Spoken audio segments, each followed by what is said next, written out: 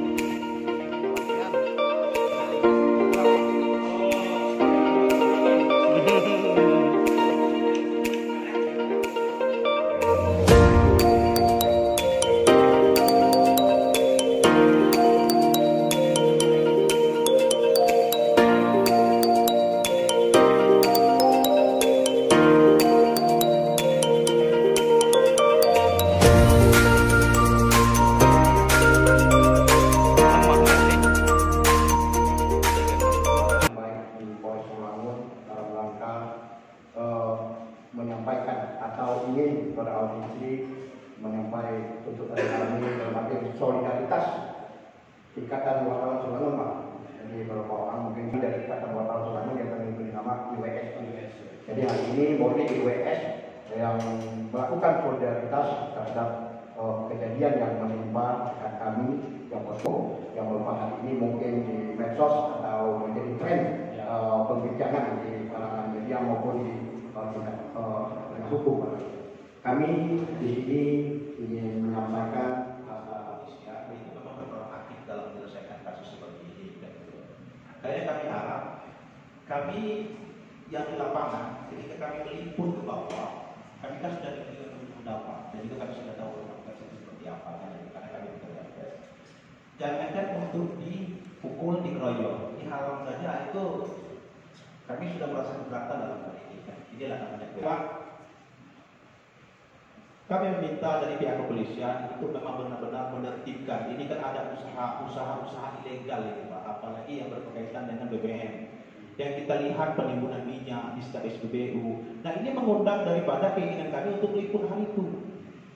Ketika diliput, kayaknya terjadi hal bentrok yang seperti ini. Nah, kami minta kepada pihak kepolisian untuk memang menertibkan ada usaha-usaha ilegal seperti penimbunan minyak. Ini yang kita orang mengisi minyak tapi tank sudah dimodifikasi, Pak, dibikin lebih luas lagi, tidak sesuai lagi dengan normalnya tank yang sudah dibuat, sudah dimodifikasi. Nah, ini mengundang daripada pertanyaan masyarakat. Nah, kami mewakili dari hal itu, makanya biasanya kami turun ke lapangan ini. Ini terjadi hal yang seperti ini, ketidaksenangan daripada pihak-pihak aktivis ilegal ini terjadilah yang seperti itu. Nah, kami berharap menggunakan BBM ilegal. Contoh seperti yang namanya BBM bahan bakar minyak. Kan seperti itu. Kalau kita tidak ada yang mensuplai bahan bakar minyak ini, mungkin tidak akan bisa beroperasi alat berat itu untuk menggali tanah tadi untuk mendapatkan emas tadi. Nah, kami meminta ini kalau bisa kepada Bapak Kapolres Selangor memang menindak ya, Pak, pelaku usaha ilegal seperti BBM, penimbunan BBM ini kan itu. Ini yang mensuplai minyak ini ke tempat-tempatnya seperti itu. Ini oknum pelaku bisnis, Pak. Ini kalau bisa tidak tegas supaya tidak ada lagi terjadi hal-hal seperti itu. Ini menarik keinginan kawan-kawan untuk menjelajahi, menilik daripada apa yang telah dilakukan oleh bisnis ilegal ini. Salah satu dampaknya merusak hubungan dengan bersama. Selain itu juga menggunakan kekerasan, menggunakan daripada hal-hal yang lain seperti kriminalitas tadi. Mungkin ini salah satu tambahan daripada narasi yang sudah di depan, sudah Bapak di depan Bapak. Mungkin itu saja yang kami sampaikan. Lebih kurang saya mohon maaf. Assalamualaikum warahmatullahi wabarakatuh. Satu Dr. Rahmat yang menambahkan, kami dari Ikatan Wartawan Selangor ada kekerasan terhadap jurnalis yang ada di Bungo. Aspirasi kami ini sekarang ini kami menyampaikan Bapak agar bisa ditegaskan kembali kepada Bapak Kapolda disampaikan. Kami ingin kebebasan pers, karena pers ini dilindungi undang-undang. Jadi kami berharap apa yang terjadi di Kabupaten Bungo tidak terjadi di Kabupaten Selangor. Karena kami WS ini akan selalu bekerja untuk mencari informasi dan menanyakan informasi kepada masyarakat. tentunya kami perlu perlindungan hukum adalah mitra dari Bapak Polres. Mungkin itu aja saya sampaikan karena sudah sampaikan dengan Korab 1, Korab 2. Terima kasih Pak ya. Wassalamualaikum warahmatullahi wabarakatuh. Bapak Kapolres beserta jajarannya. Dalam hal memberantas tindak kejahatan tentu perlu kerjasama yang solid antara pers dengan pihak penegak hukum maupun TNI, Polri, Kejaksaan. Sebab kita ini ibaratnya Pak, gelas Pak, diisi air diminum kan semua dapat gitu Pak. Jadi tidak ada gesekan, kami pun tidak ada menyudutkan Polri dalam hal ini Pak.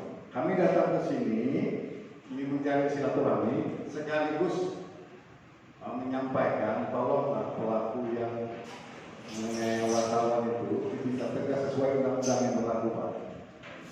Menurut saya soal kinerja Polres Rolango dari tahun berapa dulu Pak Almansyah sampai sekarang cukup baik Pak. Ya mungkin ada juga kekurangan-kekurangan sedikit. Kebetulan saya sudah 21 tahun Pak. Iya Pak. Di Polres ini, jadi kalau ada pun kekurangan itu biasa, kita manusia Pak. Tentu kita ada kesilapan, begitu pula kami dari pers. Mohon saling diingatkan Pak. Polri dengan pers itu di mana-mana solid Pak. Saya di Bandung kemarin ada ikut juga kegiatan gini juga Pak caranya. Jadi kalau Polri dekat sama pers itu semakin kuat Pak Polri. Tanpa pers pun Polri akan lemah. Mohon maaf sebelumnya. Wassalamualaikum warahmatullahi wabarakatuh.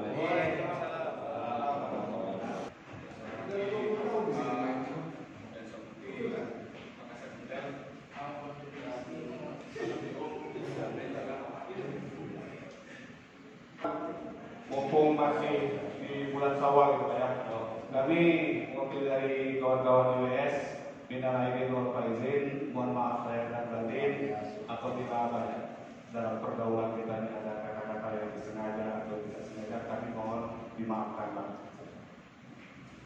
Ya memasuki dari audiensi ini Pak, kami dari Sanpers itu tidak menutup kemungkinan ini Pak, di Kabupaten Sarawangun ini kadang sering mendapat intimidasi, penekanan ataupun pengancaman, karena di provinsi kami ini kan cukup ini, kalau mungkin pribadi saya bilang cukup apa ya, berbahaya juga kalau misal ada oknum-oknum yang kira-kira melakukan aktivitas yang melanggar hukum, bukan kita ungkap di dalam itu, tidak sedikit kami mendapatkan ancaman. Nah, mungkin dari itu mungkin Pak Kapolres bisa berkenan nantinya apabila kawan-kawan dalam menjalankan tugas sebagai jurnalis mereka mendapatkan ancaman, Kapolres bisa membuka ciri untuk memberikan inilah apa namanya kenyamanan bagi kami dalam menjalankan tugas sebagai jurnalis. Selain itu mungkin terkait dengan dari pendanaan Korab 2 itu Bang Budi melihat kondisi saat sekarang ini yang terjadi di Muara Bungong itu peliputan yang bersifat mungkin investigasi di semua SPBU di Muara Bungong sehingga terjadi pemukulan dan pengeroyokan terhadap jurnalis tersebut.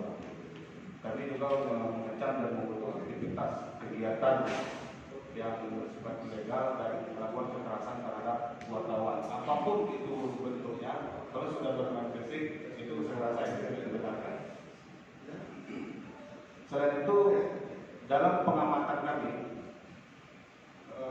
di Kabupaten Sarawangun ini, hampir semua SPBU yang ada di Kabupaten Sarawangun, mulai dari Singgut, Pelawan, Bernai, Semarang, intinya di Semarang itu luar biasa ya Pak. Itu aktivitas penimbunan BBM itu dalam bentuk mobil yang sudah dimodifikasi itu luar biasa. Ya kalau mereka mengambil BBM yang bentuk mungkin Pertalite atau Pertamax, mungkin itu kan tidak subsidi Pak ya. Mungkin itu boleh dibilang tidak masalah, tapi ini kan BBM yang bersubsidi sederhana. Mereka dimodifikasi sehingga aktivitas mereka itu kadang dibawa keluar. Bahkan pernah pribadi saya sendiri mengalami pas ketika bensin baru masuk di bensin itu kan antri panjang, belum berapa lama sudah dinyatakan habis. Artinya indikasi besar di situ kan ada penimbunan yang atau pengalihan BBM tersebut kepada industri yang sifatnya. Sementara industri kan tidak digunakan untuk mengambil BBM subsidi di SPBU. Mungkin dari pihak penegak hukum bisa melakukan cross check mungkin Pak, atau melihat ke lapangan untuk bisa melakukan tindakan hukum selanjutnya. Karena gitu, kalau kami mau mengungkap masalah itu, terus terang terkadang intimidasi dan ancaman itu selalu datang dan risiko sangat besar. Bahkan tidak kepada diri kita sendiri, kadang keluarga kita pun kadang mendapat ancaman itu. Nah, jadi kalau misal individu kami yang sebagai pekerja biasa mungkin kami masih bisa menghadapi, tapi kalau sudah masuk ke keluarga, kadang itu tidak fair. Mungkin dari saya cukup segitu Pak untuk sementara. Mungkin dari kawan-kawan yang lain. Sudah jelas aturannya di Republik Indonesia. Sudah jelas aturannya bahwa rekan-rekan jurnalistik dalam melakukan peliputan hal-hal yang menjadi atensi atau akan ditayangkan dalam medianya masing-masing itu dilindungi secara tegas oleh ketentuan undang-undang yang berlaku di Republik Indonesia. Kalau rekan-rekan merasa atau bersepakat bahwa yang kejadian di Bungo itu adalah hal-hal yang tidak seharusnya terjadi, saya pun dalam posisi yang sama merasa bahwa tindakan-tindakan seperti itu juga bukan merupakan tindakan yang bisa dibenarkan secara hukum. Kalau tadi teman-teman sampaikan, Korlap tadi sudah menyampaikan bahwa hal ini harus terus disuarakan, saya sampaikan ke rekan-rekan karena kegiatan ini pasti akan saya laporkan ke Pak Kapolda. Apa yang kita diskusikan, apa yang kita bicarakan hari ini itu disampaikan ke Pak Kapolda pasti. Kalau tidak saya, Pak Kasat Intel pasti membuat laporan setiap hari. Kalau saya malah laporannya setiap 12 jam saya laporkan ke beliau. Ya, jadi saya sampaikan ke rekan-rekan bahwa saya akan meneruskan apa yang rekan-rekan ingin kepada Pak Kapolda untuk lebih ditegaskan kepada seluruh personil Polri yang ada di wilayah Provinsi Jambi. Perlindungan itu ada hal yang mutlak, sama sekali tidak bisa kita bantah. Kalau tadi sampai ancaman itu terjadi ke keluarga, saya pikir itu juga ada hal yang harus kita perhatikan. Apa yang harus diperhatikan? Kalau terjadi seperti itu, saya mohon rekan-rekan tidak sungkan. Apa ya? Bahasa orang sini apa kalau tidak sungkan? Tidak segan. Tidak segan untuk menyampaikan ke anggota Polri yang rekan-rekan kenal, yang bisa rekan-rekan percaya. Nah, itu catatannya ya, yang bisa rekan-rekan percaya untuk melakukan tindakan. Karena tidak ada gunanya juga nanti rekan-rekan menyampaikan kepada anggota Polri yang notabene mungkin juga dalam posisi yang tidak mau bergerak kalau harus ada laporan itu. Harusnya tidak terjadi itu. Tapi kita kan kadang-kadang ketemu dengan aparatur pemerintah yang kadang-kadang tidak semuanya bisa kita anggap yang bersangkutan baik. Ada kalanya juga yang bersangkutan tidak baik. Oknum-oknum tadi itu yang dibilangkan. Oknum-oknum inilah yang kadang-kadang merusak kredibilitas institusi secara keseluruhan. Apa dulu peribahasa itu? Karena nilai titik rusak susu sebelahan, gitu kan? Nah itulah macam itu oknum itu. Oknum itu jelas-jelas dia bekerja atas nama pribadi. Tapi kadang-kadang yang sering terjadi dia mengatasnamakan institusi. Sama terjadi di sini di Sarulang itu setelah beberapa bulan saya bertugas itu banyak pelaku-pelaku tindakan yang premanisme itu mengatasnamakan masyarakat. Tapi sebenarnya kalau ditelisik lebih jauh tidak ada masyarakat. Kawan-kawan kelompok dia tidak lebih dari 10 orang. Nah itu yang terjadi. Misal macam yang ada di Petro Cina itu rendah, dia mengatasnamakan masyarakat. Masyarakatnya mana sekarang setelah kita tanya? Tidak ada juga. Begitu ditahan, tidak ada yang mau ngakuin itu atas nama masyarakat. Berarti kan bukan atas nama masyarakat. Orang-orang ini saja yang mengatasnamakan masyarakat untuk keuntungan pribadinya masing-masing. Nah itu, kalau rekan-rekan ketemu dengan oknum-oknum itu, saya minta rekan-rekan menyampaikan kepada anggota Polri yang rekan-rekan bisa percaya. Saya berharap pejabat di Polres Sarulangun itu termasuk orang-orang yang bisa rekan-rekan percaya untuk melakukan tindakan manakala ada ancaman terhadap diri pribadi maupun keluarga rekan-rekan. Jangan sampai di negara Republik Indonesia khususnya di Sarulangun itu yang berlaku hukum rimba, siapa yang kuat siapa yang menang. Saya tidak mau terjadi itu. Makanya saya paling anti sama yang namanya premanisme. Karena di Sarulangun itu premanismenya luar biasa. Investasinya itu harusnya banyak, gagal berinvestasi karena premanismenya. Itu terjadi sama kawan saya sendiri. Saya tahu pada saat saya akan bertugas di sini, kawan saya telepon ke saya, kau beresin itu premanisme yang ada di Sarulangun. Kalau premanismenya benar, tidak adu lagi di situ, saya yakin Sarulangun itu punya banyak kesempatan untuk mendatangkan investor. Nah, itu yang harus kita pahami bersama rekan-rekan. Saya berterima kasih karena rekan-rekan banyak membantu kami dalam memberikan informasi-informasi yang sifatnya konstruktif dalam menjaga Kamtibmas. Informasi mengenai tadi BBM segala macam itu informasi yang sangat berharga buat kami. Untuk rekan-rekan ketahui mungkin sejak akhir tahun, bukan akhir tahun ya, sejak tahun 2020 lah, baru-baru saya bertugas di Sarulangun. Seluruh SPBU yang ada di Sarulangun itu kita sudah membuatkan himbauan, kita sudah membuatkan peringatan kepada mereka untuk tidak menjual BBM yang bersubsidi itu kepada pihak-pihak yang tidak seharusnya membeli BBM bersubsidi tersebut. Kalau rekan-rekan lihat mungkin itu masih ada tulisannya di tiap SPBU itu. Dan itu yang saya harap bisa dipahami oleh rekan-rekan bahwa kita melakukan pengawasan terhadap hal tersebut. Satu yang belum dilakukan oleh pihak pengelola SPBU adalah mereka memasang CCTV. Itu yang kami minta kepada pihak SPBU untuk mereka memasang CCTV. CCTV itu aksesnya akan bisa kami lihat nanti. Kami minta seperti itu. Untuk apa? Kalau saya menugaskan personil saya selama 1 kali 24 jam jaga SPBU, saya bisa pastikan sama teman-teman kami tidak punya personil yang bisa melakukan itu. Tapi dengan adanya bantuan teknologi, nah ini sekali lagi saya bilang, dengan bantuan teknologi tadi kita bisa memantau. Oh itu jam sekian, rame-ramenya jam sekian. Rame-ramenya kan tadi itu yang dibilang sama Pak Sekjen tadi itu. Begitu mobil masuk, tidak lama setelah itu rame orang. Setelah itu udah habis, tidak ada orang kan? Nah pasti itu, berarti jam-jamnya kan bisa kita lihat. Nah itu maksud saya yang sama teman-teman tadi sampaikan. Kalau memang ada informasi seperti itu, tolong teman-teman jangan simpan sendiri. Ada baiknya teman-teman sampaikan ke saya, karena kita sudah memberikan himbauan ke SPBU. Kalau himbauan itu tidak diindahkan dan itu lepas dari pengawasan kita, ya kita tidak tahu pada akhirnya.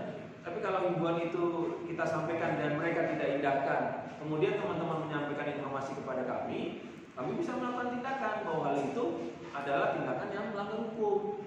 Itu yang teman-teman juga pahami di situ harusnya. Nah, berikutnya yang masih berkaitan dengan SPBU, teman-teman juga harus membuka wawasan, membuka wacana secara lebih konkret, secara lebih komprehensif, lebih luas.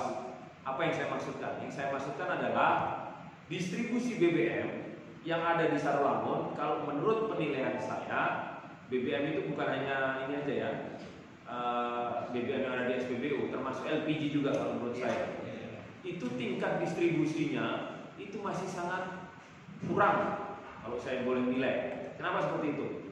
Harga LPG saja itu selisih harganya dari HET yang ditentukan oleh pemerintah itu sangat jauh. Dan alasannya apa? Alasannya karena rantai distribusinya tadi yang belum settle, yang belum matang di seluruh wilayah kecamatan yang ada di Kabupaten Sarulangun. Yang ada namanya Pertamini, meskipun tidak ada kaitannya sama Pertamina, itu adalah salah satu upaya secara mandiri yang dilakukan oleh orang-orang ini meskipun dia tidak memiliki izin dari Perindakop Kabupaten, bahkan dari Pertamina. Pertamina itu mana ada izinnya untuk Pertamina? Tidak ada. Apa yang namanya kalau Pertamina itu izinnya yang kelasnya lebih kecil itu saya lupa, saya udah nanya. Pertasop. Nah, Pertasop.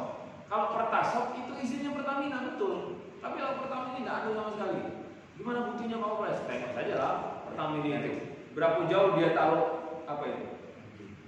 Apa tangkinya itu? Meterannya itu, nozzle-nya itu. Berapa jauh dia taruh dari rumahnya? Sampai ada kejadian kebakaran yang di mana? Di air hitam gitu kan. Nah itu kalau namanya diizinkan Pertamina, pasti penempatan itu akan menjadi perhatian Pertamina. Karena mereka tidak ada izin Pertamina, makanya kemudian ya lepas dari pengawasan siapapun. Tapi itu tadi balik lagi ke tadi.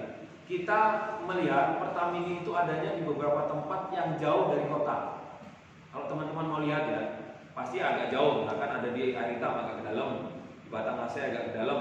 Rata-rata, tidak saya bilang semuanya ya, hampir rata-rata itu tempatnya jauh dari di mana ada SPBU yang ada di wilayah tersebut.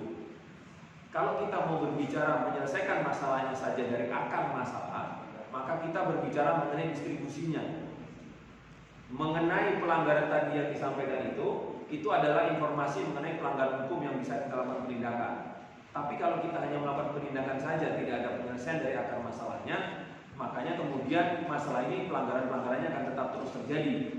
Tinggal siapa yang kucing-kucingan, siapa yang bisa cari waktunya tidak ketahuan, dia menang. Dari manakala dia kalah cepat sama polisi atau dari teman-teman media, dia yang kalah. Itu aja.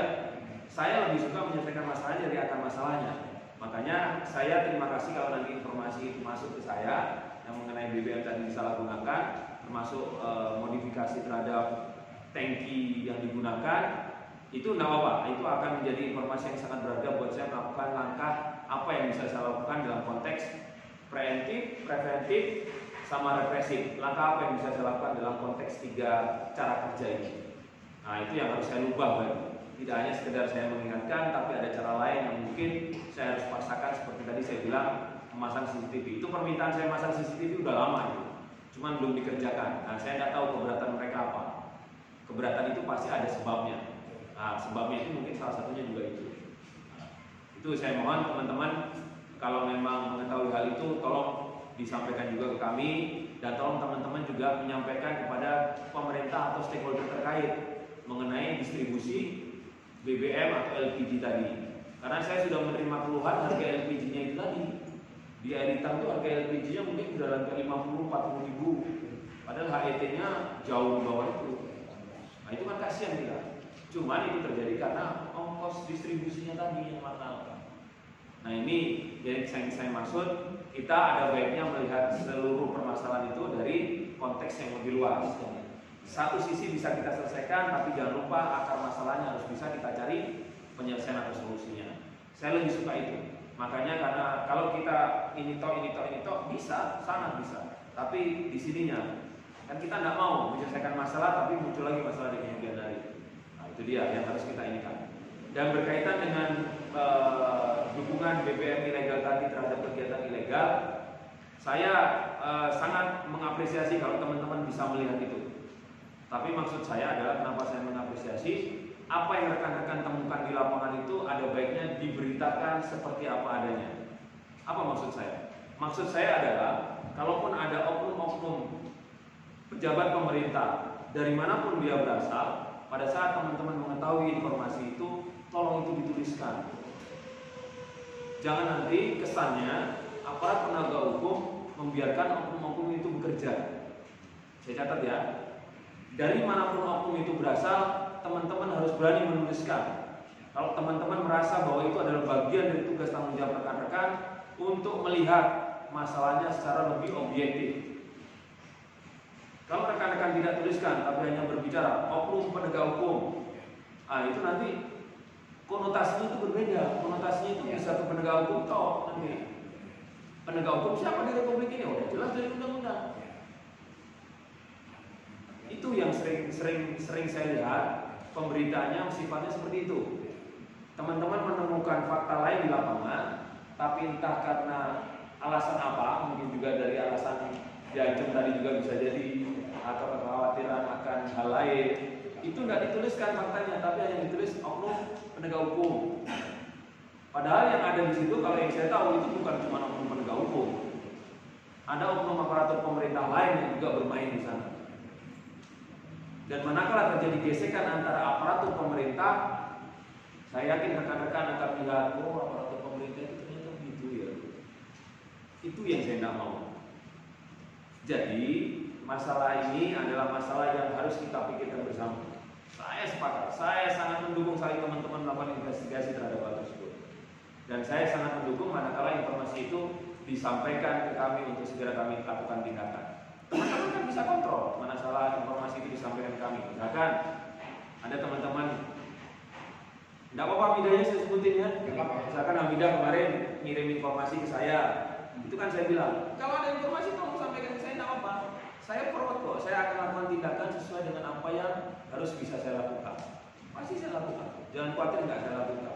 Saya bukan tipikal kalau ada informasi ini terus kemudian saya akan tidak bergerak, pasti saya bergerak. Itu karena disitulah harusnya saya menjadi pelayan masyarakat. Apa yang disampaikan masyarakat itu yang saya tidak lanjuti. Tapi tolong informasinya jangan dipotong. Bukan informasi yang beda ya maksud saya. Informasi yang ilegal lain jangan dipotong. Kalau ada 6 oknum di situ, ya 6-6-nya disebut dari manapun dia berasal. Biar informasi itu diterima masyarakat, tahu masyarakat. Jangan masyarakat tahunya hanya oknum penegak hukum. Kalau kita berbicara oknum penegak hukum, konotasinya itu Polri sebenarnya. Nah itu yang saya belum lihat di pemberitaan-pemberitaan mengenai hal-hal yang ilegal itu. Ada yang menuliskan mengenai oknum aparatur pemerintah, oknum pemerintah. Kebanyakan yang ditulis oknum penegak hukum. Itu yang saya agak tergelitik di situ sebenarnya. Tapi tidak apa-apa lah, karena saya memang merasa mungkin teman-teman ada hal-hal yang dipertimbangkan sebelum menuliskan sebuah berita. Tapi kalau kita melihat objektivitas dari penyampaian berita, harusnya juga tidak boleh dikurangkan. Termasuk tadi disindir tadi masalah hak jawab. Saya mohon kalau hak jawab itu memang sudah diberikan kepada pihak yang diberitakan menjadi objek pemberitaan, hak jawabnya itu bisa dituangkan dalam pemberitaan yang berkaitan dengan informasi awal yang mungkin belum dikonfirmasi kepada objek pemberitaan. Itulah media yang berkelas, karena media yang berkelas adalah media yang paham betul hak dan kewajibannya. Tidak hanya meminta haknya saja, tapi kewajibannya juga dijalankan. Saya terima kasih sekali. Saya malah berhutang sama teman-teman karena PPKM mikro itu kita tidak jadi buka puasa gitu. Itu yang saya tidak enak itu. Jadi awal bulan Ramadan itu tiba-tiba PPKM mikro Polda Jambi. Aduh, dalam saya tidak enak. Mau gimana? Saya udah janji buka puasa, udah jadi buka puasa gitu.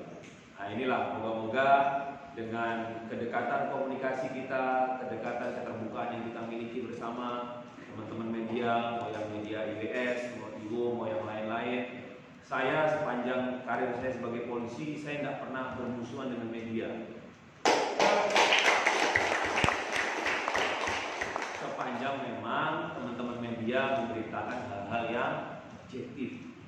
Tapi kalau teman-teman media sudah memberitakan hal-hal yang sifatnya berat sebelah, ya mungkin saya akan bertanya dulu sama teman-teman media, kenapa kau memberitakan itu? Karena kan saya juga boleh bertanya kan? Nah itu. Kalau teman-teman tidak bisa menuliskan hal yang positif mengenai berita yang belum terkonfirmasi, ada baiknya beritanya itu dituliskan netral saja. Jangan sifatnya provokatif. Teman-teman media pasti sudah lebih cerdas dibandingkan pelaku penyebaran hoax yang ada ditangkap di Baris Krim Polri. Saya tidak mau teman-teman media yang sangat saya banggakan yang membantu saya ini menjadi orang-orang yang kemudian menyebarkan berita-berita yang sifatnya belum bisa dikonfirmasi. Itu yang saya mohon sama teman-teman. Hubungan baik ini menjadi hubungan yang seterusnya akan menjadi hubungan baik. Meskipun nanti saya tidak bertugas di sini, teman-teman silakan hubungi saya, tidak ada masalah buat saya. Saya pun tetap akan menjalin hubungan yang baik karena saya anggap semuanya saudara. Tidak ada musuh saudara. Kalaupun tiba-tiba saudara ada berselisih, namanya saudara. Sama saudara sendiri pasti ada berselisih, ya kan? Tapi bukan berarti kemudian tidak mau. Nah itu. Tinggal siapa yang merasa lebih dewasa, pikirannya harusnya menjadi lebih terbuka. Oh iya, kemarin aku ada salah juga. Terus yang diajak saudara tadi bermusuhan, saya juga aku salah. Nah, sudah ketemu. Nah, aku tidak ada berselisih karena itu bisa diselesaikan. Itulah makanya salah satu program yang Pak Kapolri yang baru ini, nggak baru sih, sudah lebih 100 hari, beliau menempatkan penegakan hukum sebagai upaya yang terakhir, sebagai last resort, sebagai ultimum remedium dalam upaya menjaga kamtipmas yang ada di masyarakat. Setiap laporan yang masuk, kalaupun memang kemudian di Polres Sarawangun bisa dicarikan solusi antara pihak pelapor dengan terlapor, itu tidak menutup kemungkinan masalahnya bisa diistilahkan yang namanya rekan-rekan sudah hafal, yang namanya restoratif justice. Nah, itu yang saya mohon teman-teman dukung kami. Saya sebagai pimpinan tertinggi di Polres Sarolangun, saya hanya bisa menyampaikan kepada rekan-rekan. Kalau saya berjanji agak berat buat saya, tapi saya akan menyampaikan kepada rekan-rekan bahwa saya akan ingatkan setiap personil Polres Sarolangun untuk tidak melakukan kesalahan sebagaimana yang terjadi di Bungo. Ya, saya akan ingatkan setiap personil Polres Sarolangun untuk tidak terjadi seperti di Bungo. Dengan komunikasi yang kita jalin ini, saya yakin kita bisa memiliki hubungan yang lebih baik dan tidak perlu ada kejadian seperti di Bungo untuk mendekatkan hubungan kita satu sama lain. Ada yang mau disampaikan teman-teman? Jadi kalau PPKM mikro itu kita boleh makan bareng nggak sih sebenarnya? Nah itu pertanyaan yang susah ya. Sudah selesai, tiba satu bulan.